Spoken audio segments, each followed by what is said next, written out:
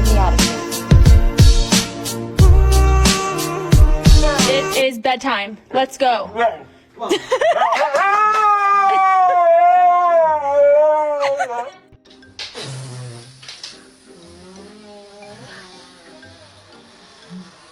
This is not Starbucks, this is McDonald's.